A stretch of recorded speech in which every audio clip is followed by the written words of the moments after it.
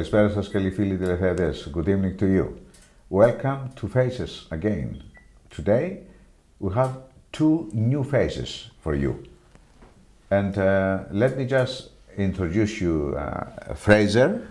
Good evening. Kennedy. Frazer Kennedy, is that right? That's right. Yes. Good evening to you. Good evening. So you can say it. Καλησπέρα. Καλησπέρα. Καλησπέρα. Καλησπέρα to you. I'm honoring my art. And Rick Joseph, yes? Yes, yes. Rick. Καλησπέρα, Vasilis. Καλησπέρα to you. Καλησπέρα. Welcome to Hellenic TV. Thank you very much. Pleased to be here. And in Faces, new faces to us and to our audience. But we're going to find out about you. I mean, this is how we start the conversation. The first question is for you to give me a little bit information about your childhood. Where were you born and school days and all this kind of thing? Beautiful. Yes. Well, I was born in that little country which has got a lot of talking points just now called Scotland. I recognize the accent. Some think I'm English. Yes. It's the way you tell them. It's the way you say it, isn't it? You know. But no, I was born in Edinburgh and brought up in the Highlands of Scotland. On what could be most described for many people as either a little tiny farm or a croft in the Highlands of Scotland, not far from where that big monster that's so well known around the globe. Is this exist? I mean, the monster existing is there? Or well, anybody see it? In the minds of the tourists. Yes. I believe he's still there. It's promotional generations. It's Nessie's family is through the. Let's go and see if we can see it. Ages of time, etc. You know that's. So school days. I mean, you did the school there, yes? Yes, I in the Highlands of Scotland.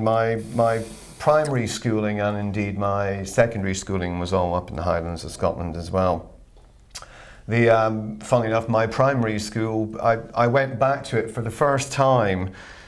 To a place called Oikel Bridge, which is way up in the Highlands, not far from a beautiful place called Skye, which you may have heard of Skye. Skye? You're talking about Skye? Yes? Yeah. It's so high. That's right. Yes. But also there's that song. Have you ever heard that folk song called the Skye Boat Song? No, that's the first time. Yes. No.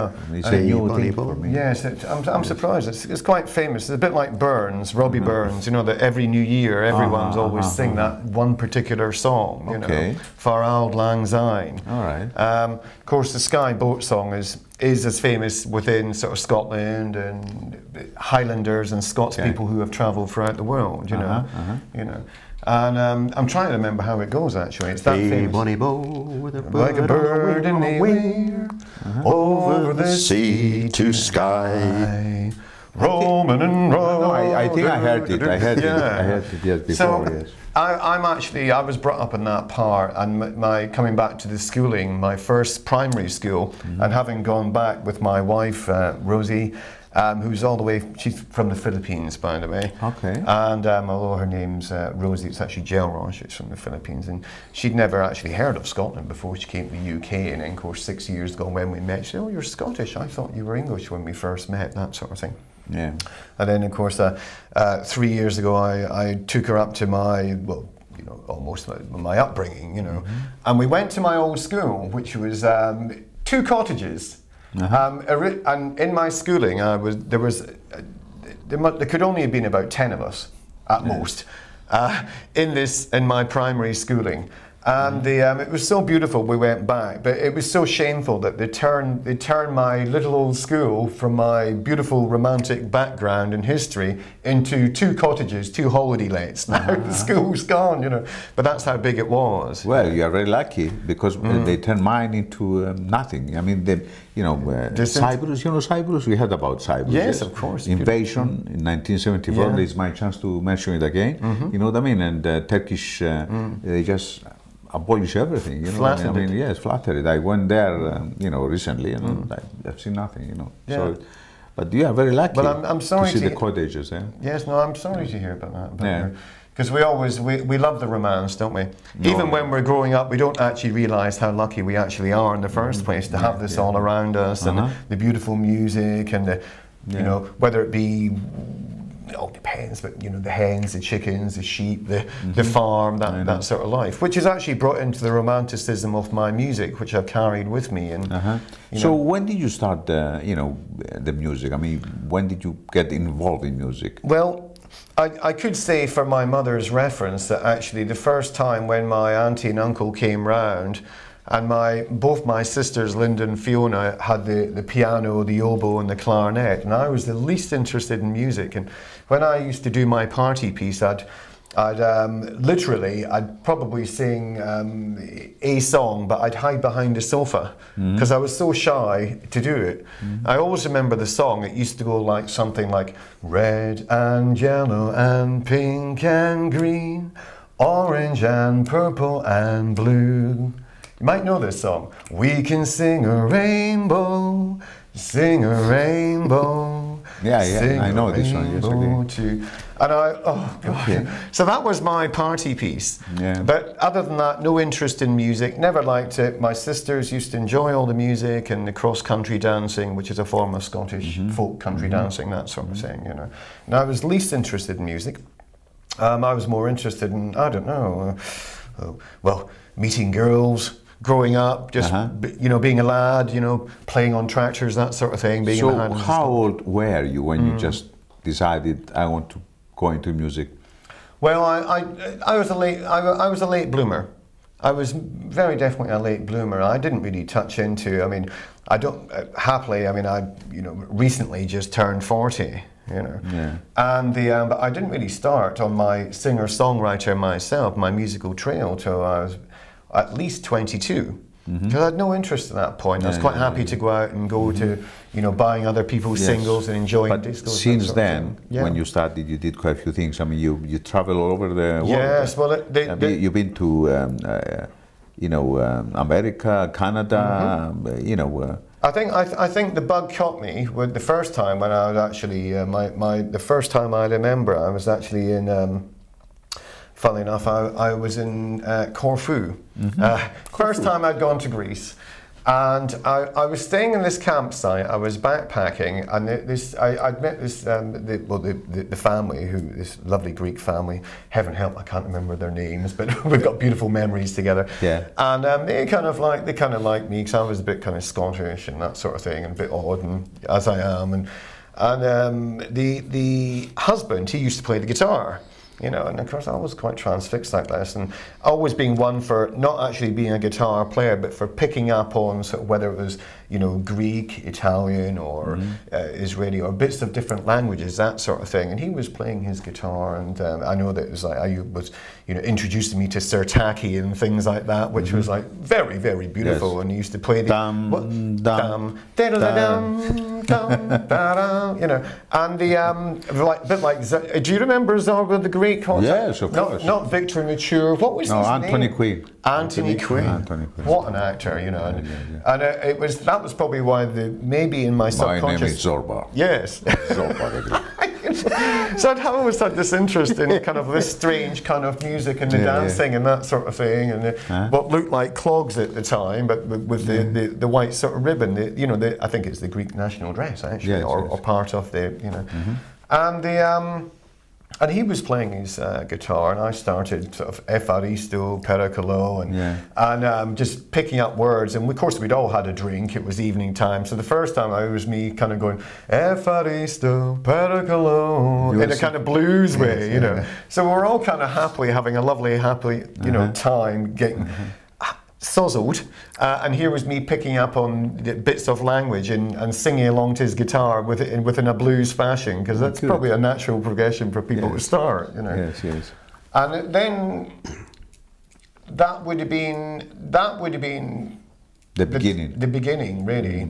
And I came back, and I'd actually so much enjoyed, actually. I couldn't actually play the guitar, but having music in me and quite a natural talent, unbeknownst to me, I picked up the acoustic guitar, and I wanted to work on this little idea for a song, and I said, oh yes, I'll send it to you one day, that sort of thing, you know. So is that your full-time, you know, sadly, job? I mean, you no, doing anything else? I mean, no, I write a lot of songs for other persons, you know, sort of,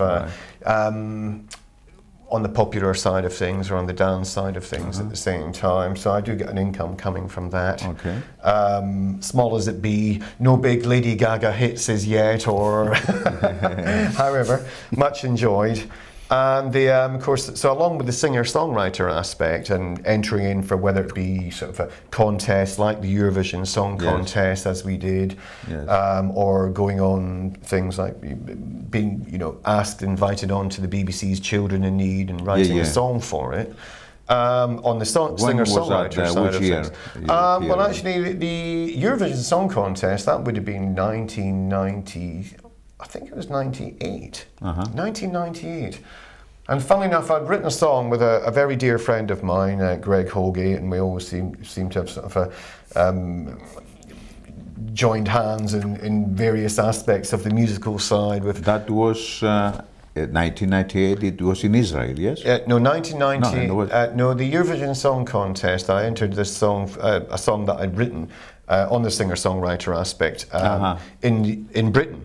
And because they always have like 5 runners up. You did. I know what you mean. Yes. You didn't get through. I mean, no, well, you haven't represented. I didn't England. get the opportunity to represent Britain that year because, quite simply, we did make the runners up, and we got various showings on BBC Radio, that side of things. And the song was very family song, a lot of fun, a lot of flavour, And that year, I think in the charts generally, everybody was going for dance-orientated music. And of course, here was me with this very lovely acoustic song written in French, Spanish, Polish, slightly Russian and English, and a song about a teddy bear. And this teddy bear song, we played it acoustically, and we recorded it up with a lovely children's choir, that sort of thing. And this is what you play at the Children in Need? Yes, this is what we put forward, on for Britain to be one of the runners up out the top 5 to go forward. And of course, lovely song. We designed all the children's, the books, everything, made beautiful stories and got the children. And had we had the opportunity on the television, we would have the whole children's choir in there at the same time. But Britain decided to go for a dance song that year. And of course, as luck wouldn't have it, guess what happened that year? Ireland came through with exactly something like I'd written, a beautiful acoustic, family-orientated song, and they won 3 years on the trot after that. So Britain, sadly... you're talking about, Ireland, what do we call him?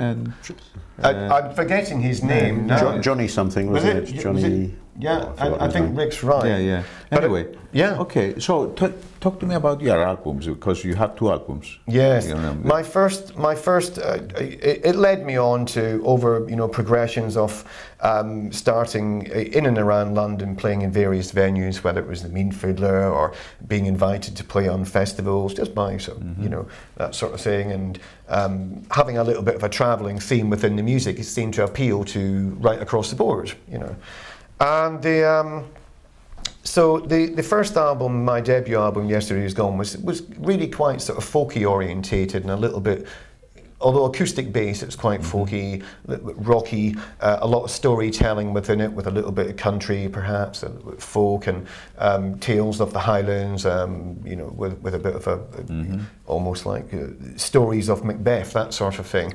But commercial aspect, very easy, very entertaining, but not enough for me to break through. But one particular song on there, which I decided to write one song called Yesterday's Gone with the least lyric I ever could, which was almost, but yesterday's gone, yesterday's gone, yesterday's gone. And that song, funnily enough, was on the first album. That was on my first album, and it was the lead song on my album, and we called it Yesterday's Gone. And of course, that actually took me into the UK's, into the #1 spot in the UK, in the UK's independent charts, which gave me a bit of a flavour and when was that? A bite. That was September 2008. 2008, fairly recent, And from that point, really, I was starting to get a little bit more established and getting a lot of invitations to play in various, whether it be festival, on radio station, that side of things, And now you have the second album coming out. Yes, well, 2 years in the making. I got my. It's been a culmination of, yes, we could say my travels, and everything that's environmentally going on around me in London, and the culture, and meeting persons like yourself. Yes. You know, from Greece, from from all over, all walks. You know, the Caribbean, everywhere. You know, and so it all seems to have a slight melting pot in my brain, and just. After that 2.5 years of the songs that I brought out, which now I've really currently where I am and very happy with my style of, we could say flavours of Latin reggae with urban ballads, that sort of thing. Easy, easy listening, but of course not that easy that it's not that easy, but easy listening. You know. So you want to give me more information about this? You know, yes. Just give me. More information about the songs and about your the people that you work with and all this Rick. He's one of the musicians who play with you, and that's why he's here today. You're going to play later on together a couple of songs. Can I ask you a couple of questions? Sure. Give me in brief words, just a little bit information about yourself. You are English. You're born. I'm English, Polish origin, third generation, but English for 70 or 80 years, family background. Born over here, I got completely hooked on guitar playing at a very young age. I was about 8 or 9 years old when I saw Tommy Steele on the television and Elvis Presley. This would have been about 1956, 7, 8. Tommy Steele, yes. Tommy Steele, and I remember seeing them, and from that moment I saw people standing there playing the guitar. I thought, this is for me. And I seem to feel, honestly, it feels like I'm born knowing how to play the guitar. And I learned when I was about 10. I've played guitar really all my life. It's been the most important thing to me. I met Frazer about 10 years ago because he was looking for a guitarist. I was thinking about that coming up in the car. It's been 10 years now. 10 years. Good 10 years. Something like that. Rick actually came to me via my ex-drummer Les, and because I completely lost the band. It's always been Frazer, Kennedy and friends. You see. Always, long-term members within the initial core of the band. I.e. like Rick or Anthea on the backing vocals, that side of things, and of course drums and bass, that sort of thing. But like friends, people come and go, and they're being from different countries, and or whether it be Japan or Greece or etc. You name it, and they've all been playing in my band. At one point, backing band. So you work together on this, yes? I mean, I was helped Frazer out with the musical backings, how to put in the guitar bits. There's a couple of songs we've got a little helped you out with a few lyrics here and there. Frazer writes them basically, but I sometimes help him out, and I keep his feet on the ground musically. Yes. Okay, lovely. Yeah. All right. Shall we? See you in action. You have a. We'd love that. Is there an opportunity? Yeah. Can we see this video clip? You have a video clip, yes? Yes. Talk to me about this. Give me a bit of information. I'm going to see it, and then we come back and just carry on. Well, the second song on the album, which is High Time, by the way, I call it High Time. I think really the title came to me because it was High Time I brought out a second album, and High Time I brought out something which might High time you got it finished. Got it finished anyway, yes, after 2.5 years. But also, I love the title because it's a lot of songs of time, or there's time within the meanings, and time sort of been playing on me or subconsciously, and the commercial flavour of the songs. It was many people were saying, Frazer, your songs are absolutely fantastic, but tweak them this way, tweak them that way. It's about High Time you did something a lot more commercial, and it's about High Time you were more,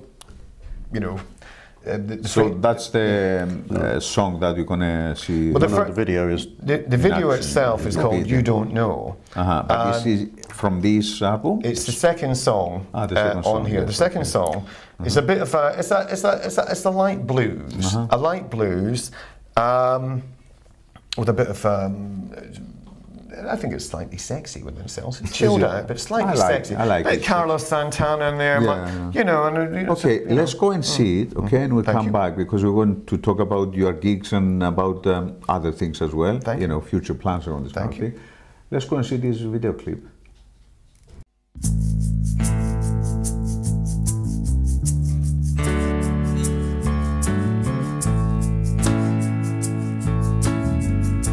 Once in a while,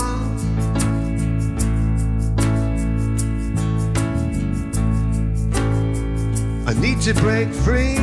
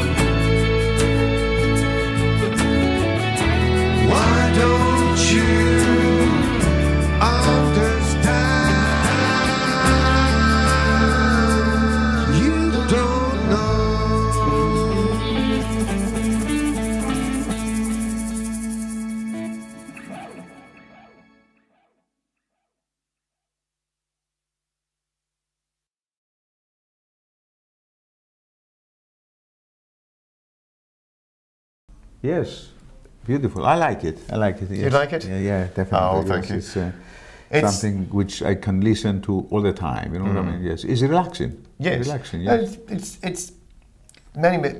It seems to be that it seems to have had a good response on the likes of YouTube and via friends and friends of friends so far, and it's quite chilling out. I never actually thought it was such a chilling out song, but actually the feedback is yes, it's got a really chilled out, relaxed feel to it, that sort of thing. And I was very lucky that this video came around. I was finishing the album, not but 7 months ago, and a friend of mine, Gus Corral, who I'd met him via another friend of mine, Yvonne Deutschmann. Yvonne produced and directed my first video called Far Away, which is actually a song that I'm going to be playing for you all today. Okay. So Yvonne actually, a very romantic song, Far Away. But coming back to You Don't Know, being as, Yvonne and Gus and all part of our family, that side of things, and you build up friends and they come to the shows, and Gus was semi-interested, and he's got a bit of a large musical film background, that side of going back to, I think, 64 when he took his first photographs of the Rolling Stones, and indeed Gus Corral's, very, very popular in what he does, and likes of, is it, I forget, is it Snoop Dogg he used to manage, or no, not Snoop Dogg, a British artist, Goldie, that's it. Okay. Shall we talk about you have a gig coming out very soon, yeah? When is it? Actually, funnily enough, I've got a gig on the 31st of August, yes. Which all are invited, everybody out there, do all come along, enjoy. Just your band, yes? It's just us two. It's going to be a semi-acoustic gig, just Rick, myself, and perhaps Anthea as well. And we're doing it, it's our first show that we're doing there. We will be going back with a large Anthea Farrell, that's right. It's at the Farmer's Boy, St Albans. Farmer's Boy Pubs, good music venue in St Albans, 31st of August. Nice. So we're playing, we're on stage 6 o'clock, and a good hour-long show. So all are welcome to come along, enjoy, and taste this new album, High Time, and of course some of the much sought after and favourite stuff like Yesterday's Gone, that sort of thing, others before. Any future plans? Other big plans? But the plan would be, at the minute, I've got a friend of mine, she's trying to set up 1 or 2 shows in Germany for me, Nicole. And she's approaching 1 or 2 festival organisers for next year.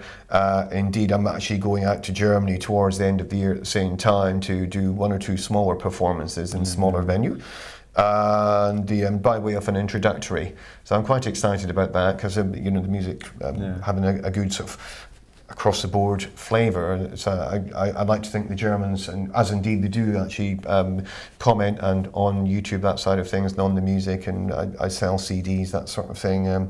I seem to get a few downloads, which in Germany at the same time. So Germany would be nice to go to. So that's on the cards for this year. Promoting the album generally, and just onwards and upwards, really. Onwards and upwards. Certainly got some lovely songs, and particular time, my beautiful reggae song, which seems to be a song very close to my heart just now, I'd like to introduce to many people the world over. Lovely. Okay, I tell you what, because you are both here and you brought your guitars, can you play a couple of songs for us live? Love to. That's what we're here for. I thought you'd never ask. No, I mean, yes. Because you already sing for us a couple of verses a cappella, but it's good to listen to both of you, and I mean, lovely. We're pleased to. Yes, we'd love to. Okay, and then let's just play these couple of songs, and then we come back and just introduce another gentleman, which. He is a good friend of yours, and you're working together as well. Yes, a fellow songwriting friend, Greg Holgate, and in fact a very dear good friend who actually started me up and running in my main venues, whether it be the Borderline or the Mean Fiddler, and you know, bigger, larger venues on the circuit within the business, that sort of thing, you know, and introducing me. So he kind of took me under, you know, the music slightly under his wing, because he, you know, he's got a passion for music, but seemed to think, well, your music's decent, Frazer, and sort of a part of the family, that sort of thing. Yeah. So what are the songs you're going to play? Well, we're going to do Time, and we're going to do Far Away. Time is the lead song on the album. Okay.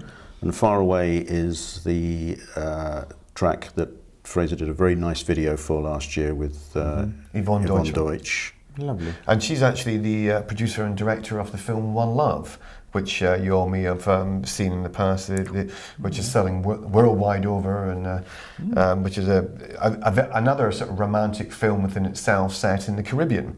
And I kind of met Yvonne Deutschmann actually at her screening, one of her many screenings for this film in London. And there we are, what can I say? So then she actually said, well, Frazer, actually, you know, I'd like to do, I like that song, Far Away. I've heard this song. She'd actually heard it, unbeknownst to me. And she said, actually, I'd like to make direct a Far Away for you. So we made this lovely song, which is a truly romantic song, a bit of a Humphrey Bogart. It's very atmospheric, isn't it? Yeah. It's very Casablanca is, I would say it's probably a song, Far Away, which subconsciously, out of one or two or maybe a few more relationships that I'd had to date before I got married, and the lady slipped away, perhaps this is something which was going on within Far Away. I'm sure you can all relate to it in your own way. You'll hear it shortly. Okay, let's go.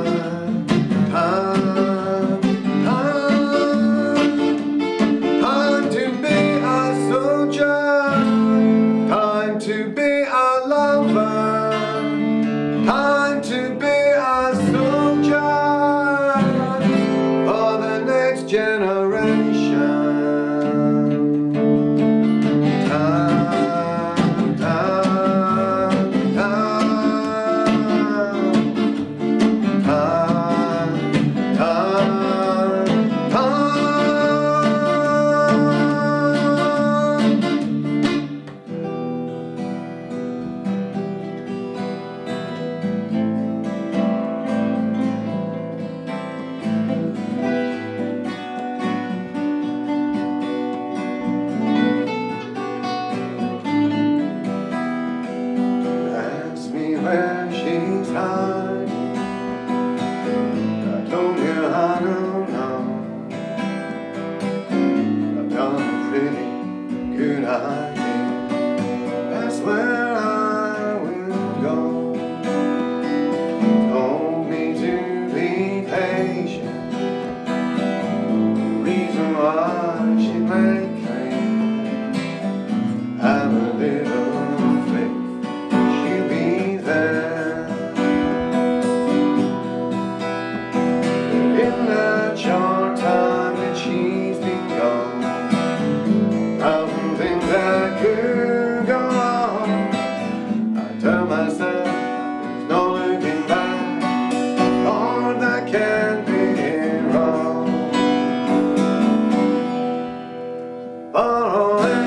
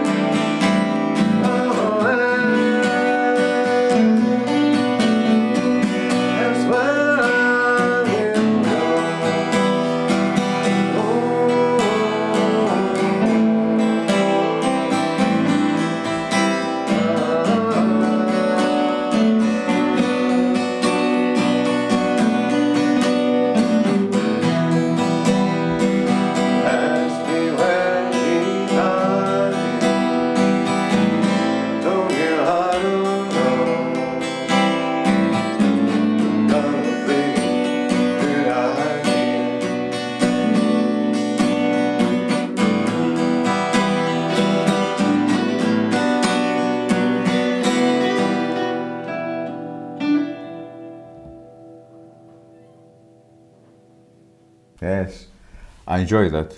I enjoy that, yes. Thank you. Beautiful. Thank you very much. Thank you very much. And I'm feeling quite laid back after that now. Actually, I'm Especially looking after forward to Far come to your gig, you know, yes. And remind me later on where and when, okay? Yep. So, welcome to Faces, Greg. Thank you for inviting me in. Nice to be here with Frazer. So what is the connection? I mean, you worked together for a long time? A long time, yes, yes. I didn't have grey hair when I met Frazer, but he's given me grey hair. Yeah, it's about 15 years ago perhaps now that we first met. You wrote some songs together? Yeah, Frazer writes a lot of music on his own, the lyrics and chords and melodies.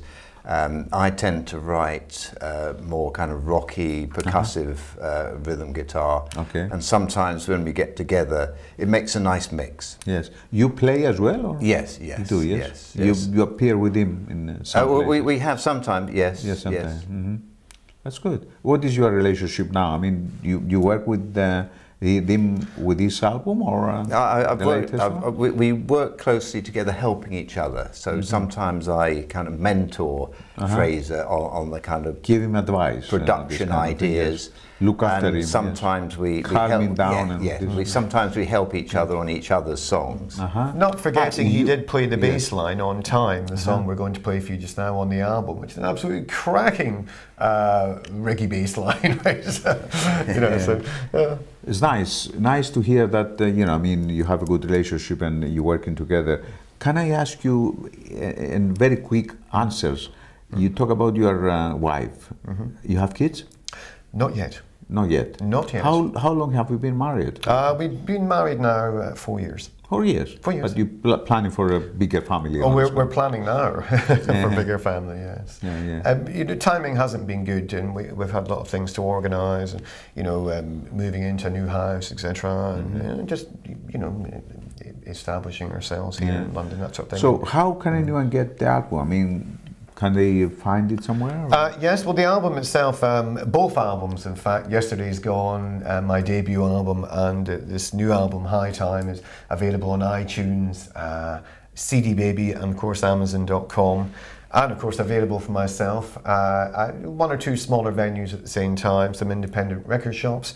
Of course, I am in search of the Holy Grail, if that still happens in this day and age, the larger record contract. But meantime, I'm out there promoting the music, and so iTunes and CD Baby seems to be very popular at the minute for downloading, and indeed CD Baby for the hard copy, which CD Baby being, of course, internationally a US-based, the largest distribution company, is very good for my music. Definitely. Indeed, any independent artist's music. And even better, they can come to the gigs and hear Frazer live. Yes, they do.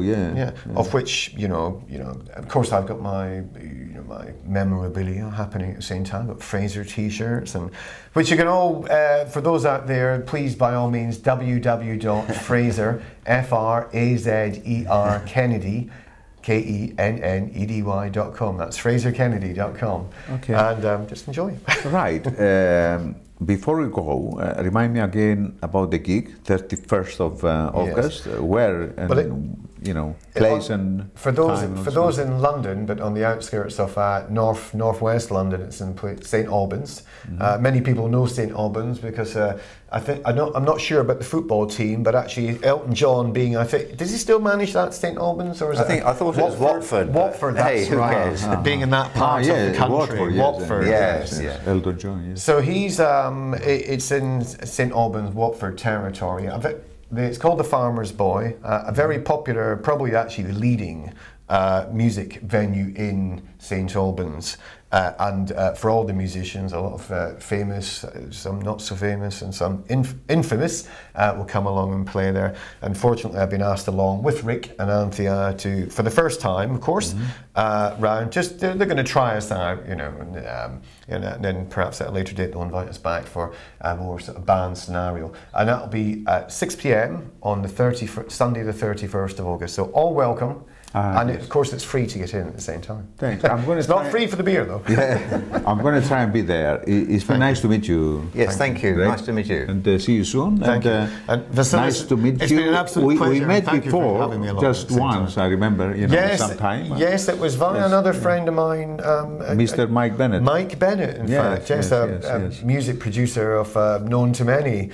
And of course, I didn't know you, but I recognised your face before I came along, and I thought, well, actually, I know your face. I knew it was from TV or radio, and of course, now the penny drops. 2 years later, there we are. Oh, that's all right. yourself, you know. It's me again, and it's the same face. You know what I mean? Yes. As friendly as thank you very much. That's it. Goodbye. Good friends, ladies and gentlemen. Thank you very much for staying with us, and we see you next week, same time, 8 o'clock. There might be a new face or faces. Till then, look after yourselves. Good night.